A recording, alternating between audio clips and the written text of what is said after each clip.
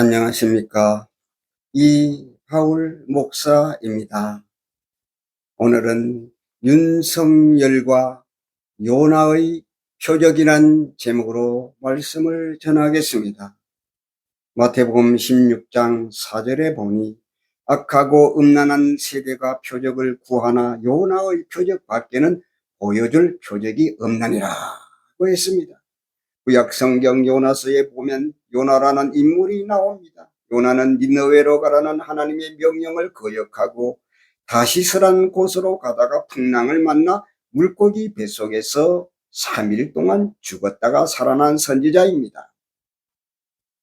성경은 그가 풍랑을 만난 것은 하나님의 명령을 거역했기 때문이라고 밝히고 있습니다. 요나서 1장 3절 4절입니다. 그러나 요나가 여호와의 낯을 피하려고 다시스라는 곳으로 가다가 여호와께서 대풍을 바다 위에 내리심에 바다 가운데 폭풍이 대작하여 배가 거의 깨어지게 된지라고 했습니다. 여러분, 우리가 불순종하면 누구를 기억합니까? 이런 노래도 있습니다.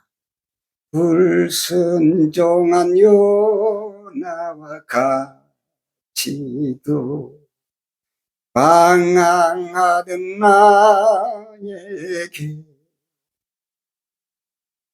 따뜻한 주님의 손길이 내 손을 잡으셨네.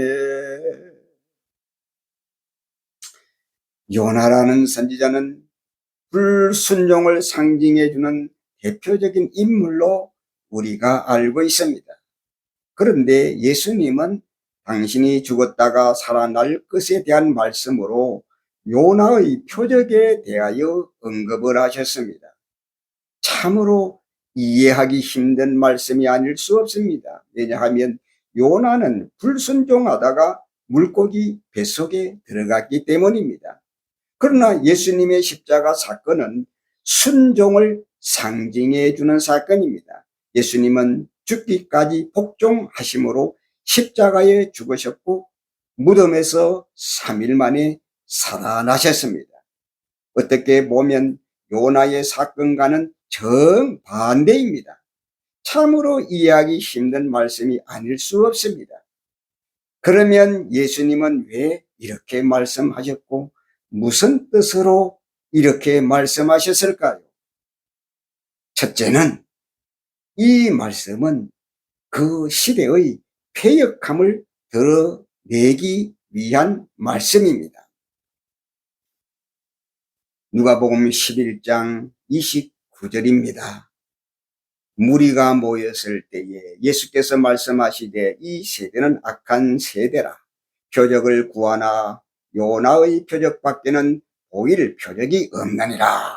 그리고 이어서 30절에 보니 요나가 니느웨 사람들에게 표적이 됨과 같이 인자도 이 세대에 그리하리라고 했습니다.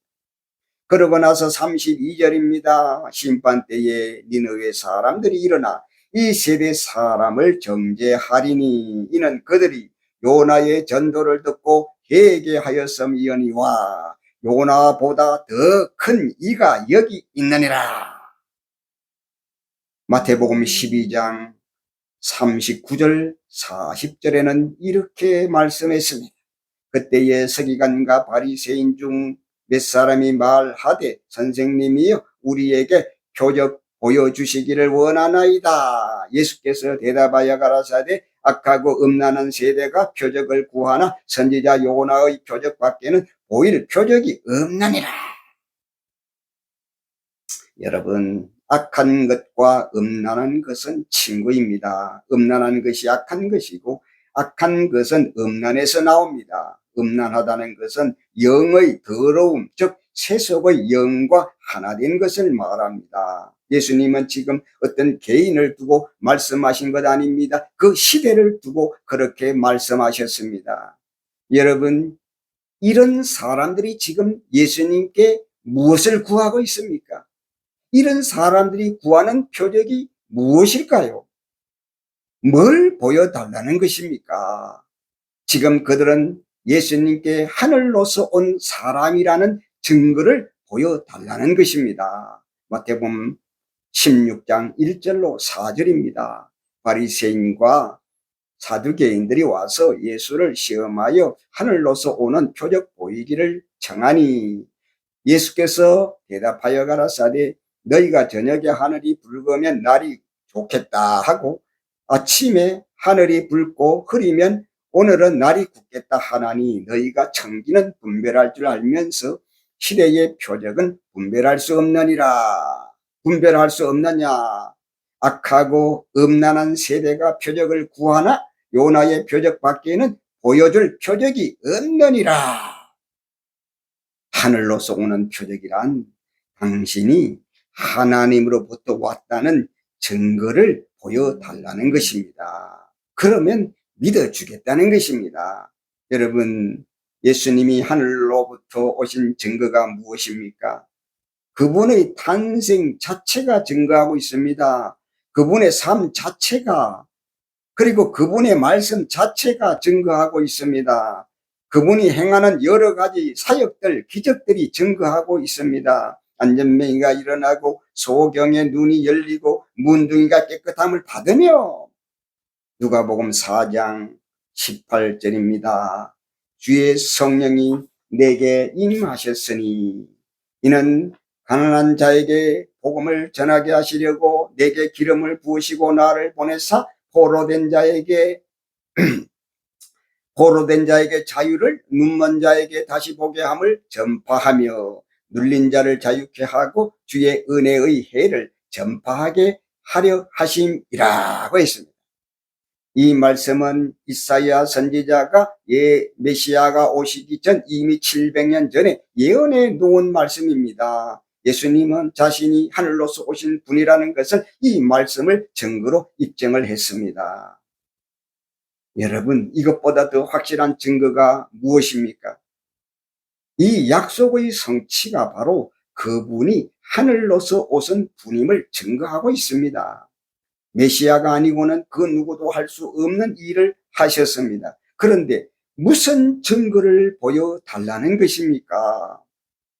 이것이 바로 그 시대가 얼마나 음란하고 패역한 시대인가를 나타내고 있습니다. 음란하고 악하기 때문에 그들의 눈이 감겨 있었고 귀가 먹은 상태가 된 것입니다.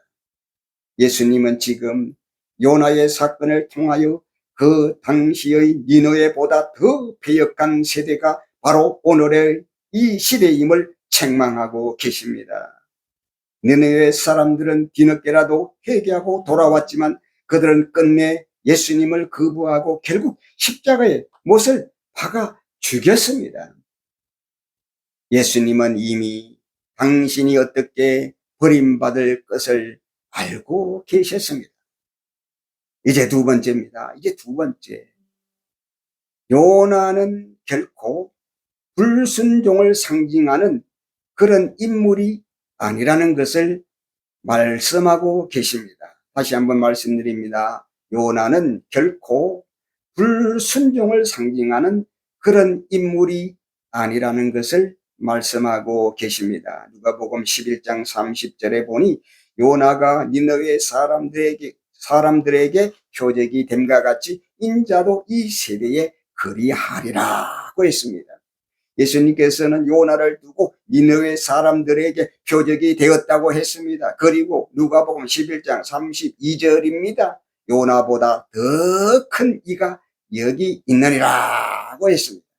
이 말씀에 의하면 요나는 엄청나게 큰 인물임을 알 수 있습니다.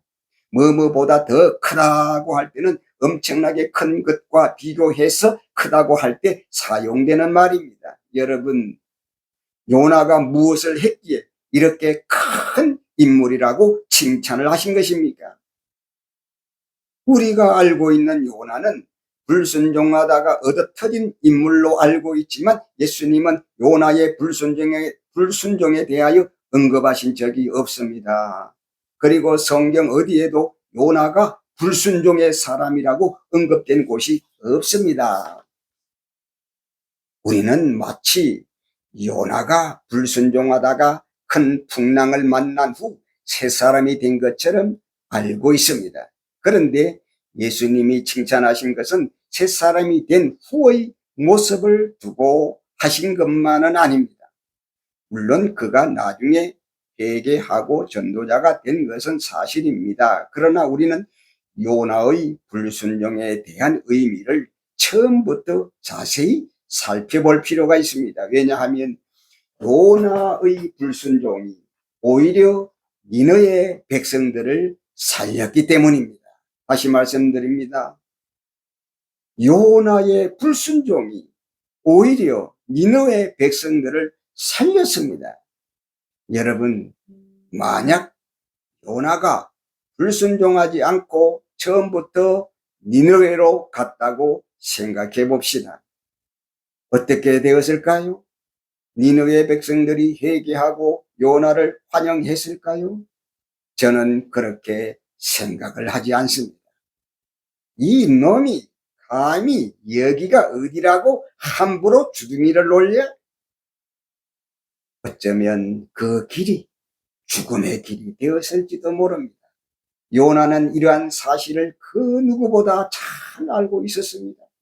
죽음이 두려워서가 아닙니다. 약발도 없는 놈들을 위해 죽고 싶지 않은 것입니다. 회개의 해자도 모르는 자들을 위해 제물이 되고 싶지 않았습니다. 여러분, 성경 어디에 요나가 회개했다는 기록이 있습니까? 요나는 물고기 뱃속에서 살아난 후에도 크게 달라진 것이 없었습니다. 마지못해 억지로 니느웨를 찾아갔습니다. 그리고 그들을 사랑하거나 그들을 구원해야 되겠다는 그런 마음보다는 여전히 망하기를 은근히 바랐습니다. 요나서 3장 1절을 보십시오. 요나가 심히 싫어하고 노하여 여호와께 기도하여 가라사대. 여러분, 이것이 회개한 사람의 모습 맞습니까? 기뻐하고 즐거워해야 할 그 순간에 심히 분노하여 하나님을 원망하고 하나님께 대들고 있습니다. 요나서 4장 9절을 보겠습니다. 하나님이 요나에게 이르시되 네가 이 박는 쿨로 인하여 성냄이 어찌 합당하냐. 그가 대답하되 내가 성내어 죽기까지 할지라도 합당하니이다. 여러분, 이게 회개한 자의 모습입니까? 아니잖아요. 요나는 풍랑을 만나 죽음에서 살아난 후에도 변한 것이 하나도 없었습니다. 오히려 더 약이 올라 있습니다. 왜 그러는 걸까요? 이러한 요나를 예수님은 당신의 표본으로 삼으셨습니다. 여러분, 참 이상하지 않습니까? 무슨 이유일까요? 자, 이제 세 번째입니다. 세 번째. 죽는 것보다 더 큰 표적이 없음을 말씀하고 계십니다. 마태복음 12장 40절에 보면 이렇게 말씀했습니다. 요나가 밤낮 사흘을 큰 물고기 뱃속에 있었던 것 같이 인자도 밤낮 사흘을 땅속에 있으리라. 예수님은 지금 요나가 3일 만에 다시 살아난 것에 대하여 말씀하시지 않고 오히려 그가 죽은 것에 대하여 언급하고 계십니다. 물고기 뱃속에서 살아난 것도 기적이지만 죽는 것이 더 큰 기적입니다. 왜 그럴까요? 죽는 길이 곧 사는 길이고 살리는 길이기 때문입니다. 죽은 자가 살아나지 죽지 않고 다시 사는 길은 없습니다. 예수님이 부활하신 것도 십자가의 제물이 되어 돌아가셨기 때문입니다. 죽음이 없는 부활 없습니다. 십자가가 있었기 때문에 부활절이 있는 것 아닙니까? 사람을 깨우치고 살리는 방법은 희생밖에 없습니다. 죽음으로 죄인을 살릴 수 있고 죄인들이 살아날 때 우리는 그 죄인들 속에 함께 살아납니다. 이것이 곧 부활입니다. 예수님은 죽음으로 산 증인이 되셨습니다. 죽음으로 죄인들을 살리셨습니다. 여러분, 요나가 그토록 하나님의 명령을 거부한 이유가 뭘까요? 이것을 우리는 너무 쉽게 불순종이라고 매도합니다. 마치 죽을 죄를 지은 것처럼 말입니다. 그렇기 때문에 풍랑을 만난 것 아니야? 꼴 좋다. 이런 식입니다. 여러분, 요나가 하나님의 명령을 거부한 것은 그들이 미운 것도 있었지만 사실은 자신이 산 재물이 되기 싫어서입니다. 그래서 버텨본 것입니다. 도망도 간 것입니다. 그런데 하나님이 강제로 죽이셨습니다. 그것도 가장 미운 원수들을 위해서 말입니다. 예수님은 요나의 죽음을 통해서 당신의 죽음이 어떤 죽음인가를 말씀하고 계십니다. 예수님은 지금 음란하고 패역한 사람들을 위해 스스로 죽음의 길을 가게 될 것을 말씀하고 계십니다. 여러분, 성경에서 하나님의 사랑을 가장 잘 드러낸 곳이 바로 예수님의 십자가 사건입니다. 이 사랑은 로마서 5장에 의하면 죄인들을 위한 죽음이요, 원수들을 위한 죽음이요, 불의한 자들을 위한 죽음이라고 했습니다. 로마서 5장 18절입니다. 우리가 아직 죄인 되었을 때에 그리스도께서 우리를 위하여 죽으심으로 하나님께서 우리에게 대한 자기의 사랑을 확정하셨느니라.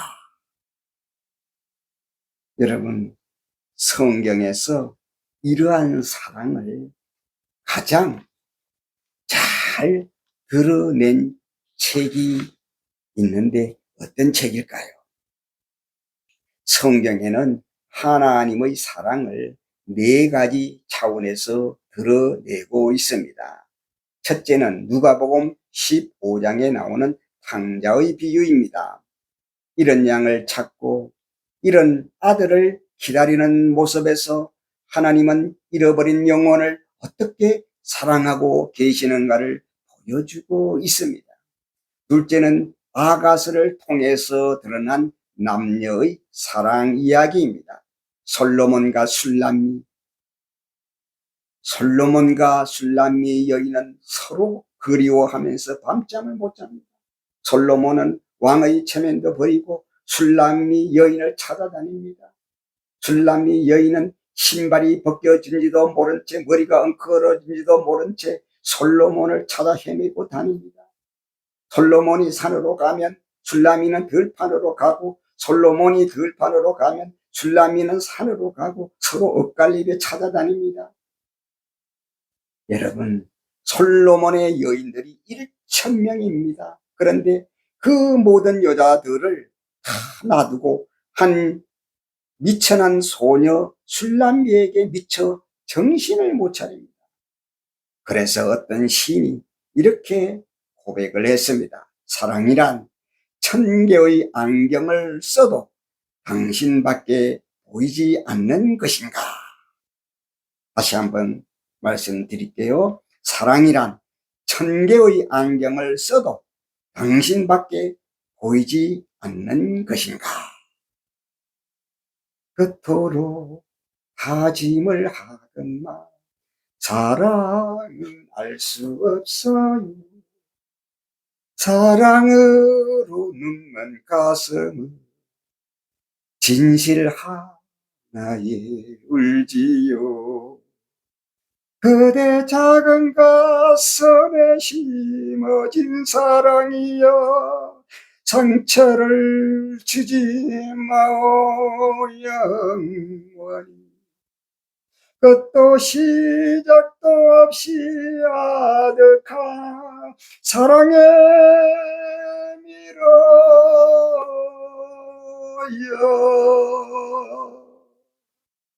최진희의 노래입니다.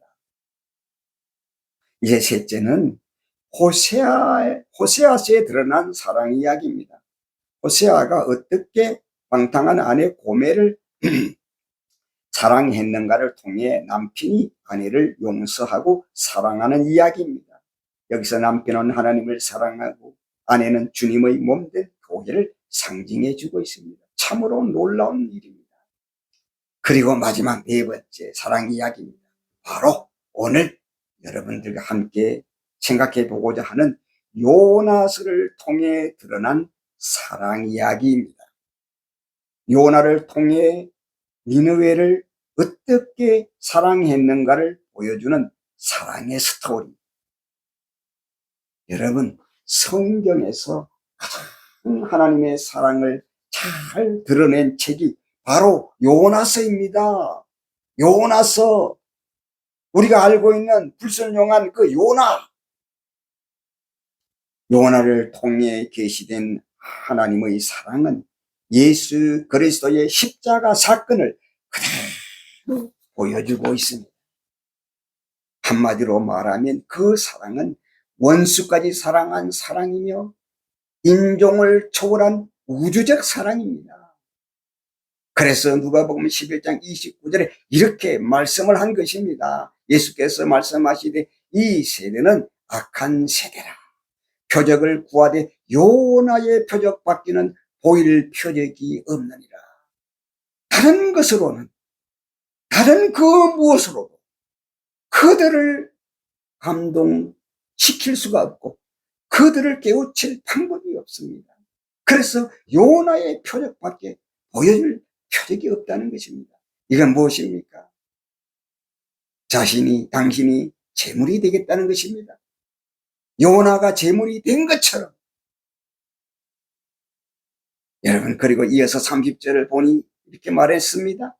요나가 니느웨의 사람들에게 표적이 된 것 같이 인자도 이 세대에 그리하리라. 예수님은 요나가 니느웨 사람들에게 표적이 되었다고 말하고 있습니다. 표적. 이 표적이 무슨 표적입니까? 자신을 제물로 내놓는 표적입니다. 그 표적 외에는 다른 것으로는 니느웨를 살릴 길이 없었다는 것입니다. 사랑하는 여러분, 저는 오늘 윤석열 대통령에 대해서 말씀드립니다. 여러분, 윤석열 대통령도 이 시대를 위한 표적이 되었습니다. 윤석열 대통령은 이 시대, 오늘 우리가 살고 있는 이 한국, 이 대한민국을 위한 표적이 되었습니다.